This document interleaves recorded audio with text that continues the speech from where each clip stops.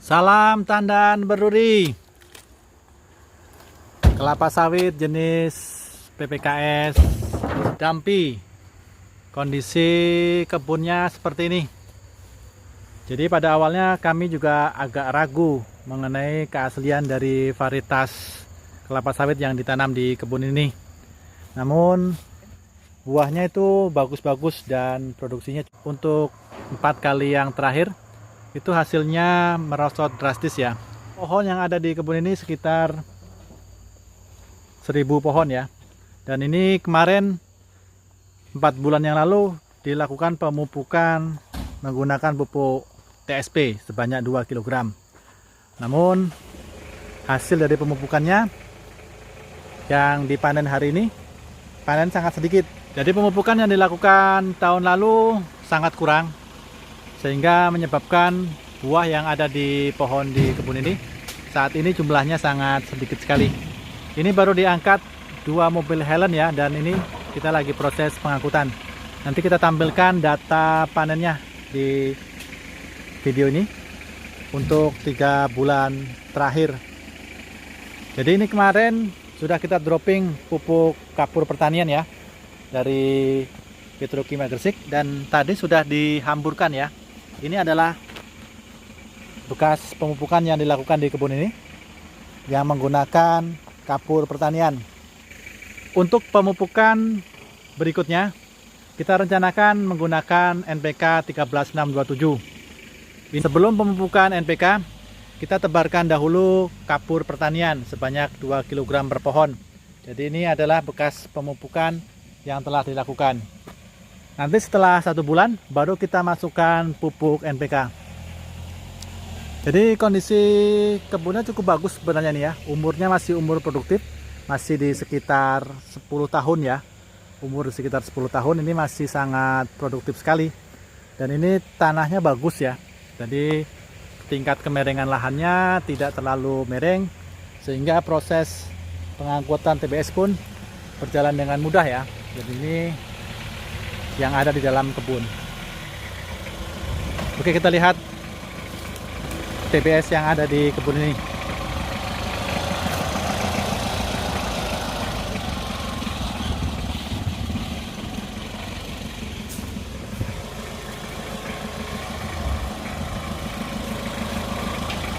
Kalau kita lihat ukuran TBS-nya cukup besar ya. Ini cukup besar. Namun jumlahnya sangat sedikit. Jadi salah satu yang menyebabkan rendahnya hasil panen di kebun ini adalah jumlah tandan yang ada di pohon itu sedikit. Keadaan yang seperti ini kita memutuskan untuk merubah pola pemupukan, yang mana pada pemupukan yang lalu, tahun lalu hanya dipupuk menggunakan TSP selama 1 tahun kemarin, yang mana saat ini menghasilkan buah yang sangat kurang. Seperti ini bentuk pohonnya yang kosong buah ya. Jadi ini sama sekali tidak ada buah yang terbentuk di pohon ini. Untuk yang di sebelah sini, ini sudah selesai dipanen ya, 1 tandan di situ. Dan itu nampak ada beberapa buah yang masih terlihat. Jadi perawatannya cukup bagus ya, lahannya bersih. Ini habis disemprot. Jadi pemupukan rencananya akan kita lakukan 1 bulan lagi yang menggunakan NPK. Jadi ini sudah ditebar rata ya, kapur pertanian dari Petrokimia Gresik yang mengandung CaCO3 sebanyak 85%, seperti yang tertera di karungnya. Mudah-mudahan nanti dengan pemberian kapur sebelum pemupukan NPK ini bisa berdampak langsung terhadap peningkatan efektivitas dari pemupukan yang kita berikan, sehingga pohon-pohon yang ada di kebun ini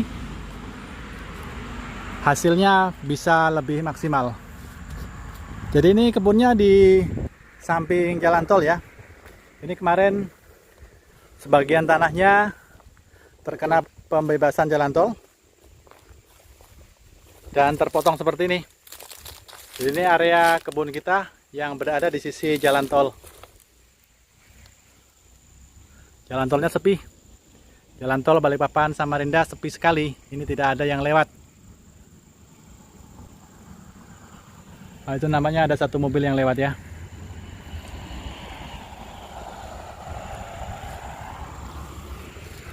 Oke, kita lanjut lihat kondisi TBS yang ada di kebun ini. Baru berapa mobil kemarin diangkut? Kemarin satu mobil lah. Terus yang tadi satu? Ini satu mobil. Berarti 3 mobil ini? Berarti cuma sekitar 5 tonan aja nih.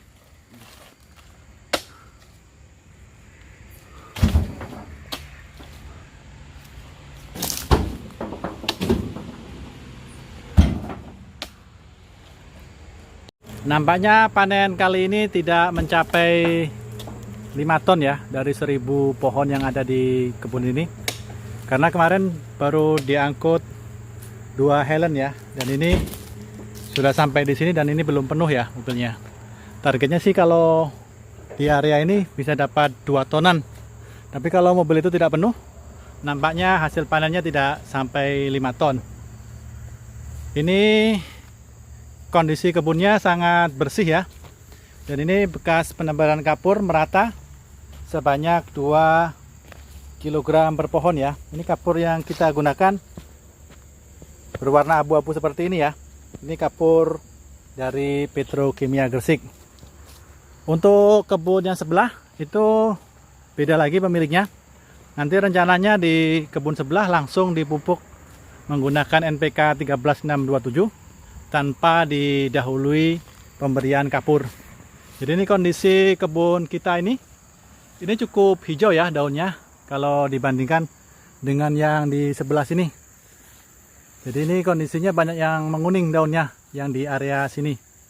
Dan ini kondisi rumputnya juga lebih tebal di sini ya. Meskipun ini sudah disemprot, namun terlihat awal sebelum penyemprotan ini nampak di sini masih sangat tebal rumputnya ya. Kalau yang di sebelah sini memang nampak bersih sekali.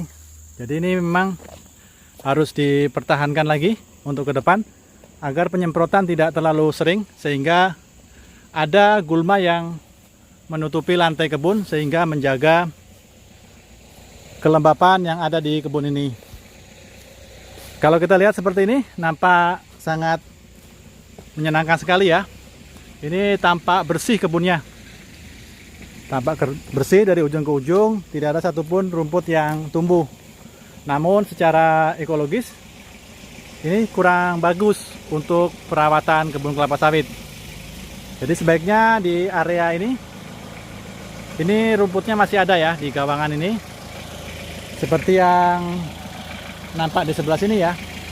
Ini bekas rumput yang cukup tebal di sini yang barusan disemprot karena memang ini direncanakan mau dipupuk dalam 1 bulan ke depan ya. Ini kita masukkan pupuk. Ini seperti ini. Jadi idealnya kebun kelapa sawit itu seperti ini ya. Jadi ini rumputnya masih disisakan seperti ini agar kelembapan di bawah kebun masih terjaga. Gulma yang setinggi ini, yang mana ini sangat bagus sekali agar kondisi kelembapan tanah terjaga. Namun apabila kondisinya bersih seperti yang di sebelahnya itu kalau musim kemarau akan menyebabkan berkurangnya potensi pembentukan buah akibat kondisi tanah yang terlalu kering, sehingga bunga-bunga yang muncul di musim kemarau itu cenderung bunga jantan. Oleh sebab itu panen untuk kali ini terus merosot ya. Di 3-4 kali panen terakhir itu hasilnya sangat merosot. Di samping pemupukan yang kurang tepat, dosis yang kurang, ini perawatan kebunnya juga terlalu bersih.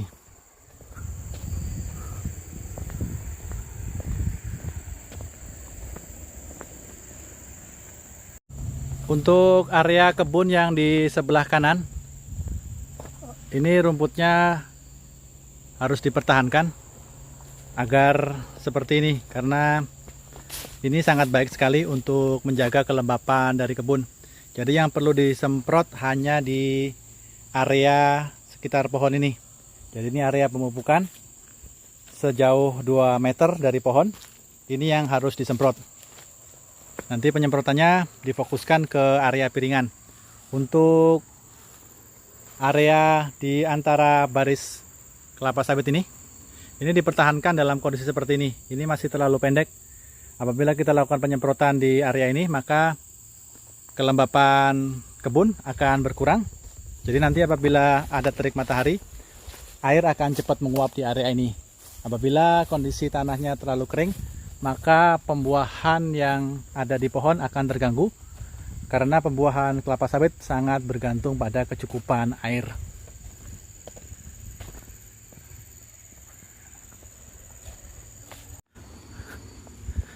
Ya, ini nampaknya sudah habis ya buah yang kita angkut hari ini dari kebun seluas 8 hektar lebih nih luasnya.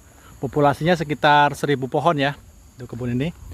Ini hanya terisi 80 janjang ya untuk mobil ini. Dan yang di sebelah sana helmnya penuh. Jadi kemarin juga sudah diangkut 1 helm seperti itu. Muatannya sekitar 1,5 ton. Yang ini juga seperti itu ya, sekitar 1,5 ton ini nampaknya. Masih kosong. Jadi memang produksi dari kebun ini banyak merosot ya. Karena tadi beberapa faktor yang saya sebutkan di awal tadi. Jadi ke depan rencananya kebun ini akan kembali dinormalkan lagi perawatannya. Dosis pemupukannya juga ditingkatkan. Pemupukan 6 bulan sekali, dan hari ini sudah dimulai dengan pemupukan tambahan menggunakan kapur pertanian yang diharapkan meningkatkan efektivitas penyerapan pupuk NPK 13627 yang rencananya akan kita berikan sebulan lagi dari sekarang. Oke, salam tanam berduri, sukses selalu untuk seluruh petani sawit swadaya. Untuk meningkatkan hasil panen, kita wajib merawat tanaman dengan baik, pertahankan kondisi lantai kebun seperti ini, masih ada rumput-rumputnya seperti ini, agar dihasilkan TBS yang besar-besar seperti ini ya, yang normal, dan kondisi pohon sawit terjaga seperti ini.